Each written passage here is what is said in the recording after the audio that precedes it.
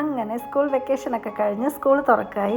നമ്മളെ തക്കുടൂന് സ്കൂളിൽ വിടണം. തക്കുടൂന് സ്കൂളിൽ പോകാൻ തീരെ ഇഷ്ടമൊന്നുമില്ല കേട്ടോ. അതുകൊണ്ട് ഇങ്ങനത്തെ സാധനങ്ങൾ വാങ്ങാനും ആൾക്ക് ഇഷ്ടമല്ല. അപ്പം ഞാൻ തനിച്ചു പോയി. അവിടെ ചെന്ന് നോക്കിയപ്പോൾ ഒരു യജ്ജാതി തിരക്കാന്നറിയോ. ഞാനും തപ്പിത്തെരഞ്ഞ് കുത്തി മറിഞ്ഞ് കുറേ സാധനങ്ങളൊക്കെ ഞാനും പൊക്കിയെടുത്തിട്ട് പോന്നു.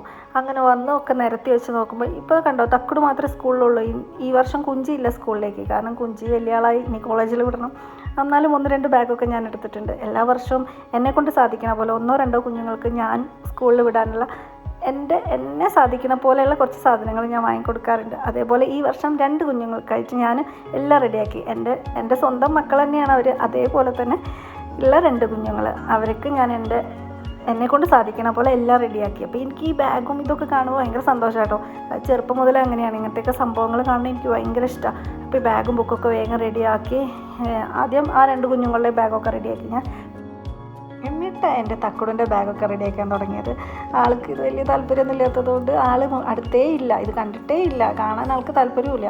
ഇനി ഇതൊക്കെ പൊതിയേണ്ടത് അവൻ്റെ ചേച്ചിയുടെ പണിയാണ്, കുഞ്ചിയുടെ പണിയാണ്, അത് അവൾ ചെയ്തോളും. എന്തായാലും അതൊക്കെ ഞാൻ സെറ്റാക്കി. ഇനി അവനുള്ളത് യൂണിഫോം കാര്യങ്ങളൊക്കെയാണ്, അതൊക്കെ എടുത്ത് കൊടുത്തിട്ടുണ്ട്. അതെന്നാൽ കിട്ടാമെന്നൊന്നും അറിയില്ല. എന്നാലും ഒരു സ്കൂൾ പർച്ചേസിങ് കംപ്ലീറ്റ് കഴിഞ്ഞു. സന്തോഷമായി. അവന് ഈ ബ്ലൂ കളേഴ്സ് ഭയങ്കര ഇഷ്ടമാണ്. അപ്പോൾ ബ്ലൂ കളേഴ്സ് സാധനങ്ങൾ അധികവും വാങ്ങിയിട്ടുണ്ടായി. പിന്നെ അത് അവനിഷ്ടമുള്ളതുപോലെയൊക്കെ ഞാൻ ശ്രമിച്ചിട്ടുണ്ട്. സാധിക്കുമെന്ന് എനിക്കറിയില്ല, അവനിഷ്ടാവുമെന്ന് എനിക്കറിയില്ല. അവൻ കണ്ടിട്ടില്ല, ഇപ്പോഴും കണ്ടിട്ടില്ല.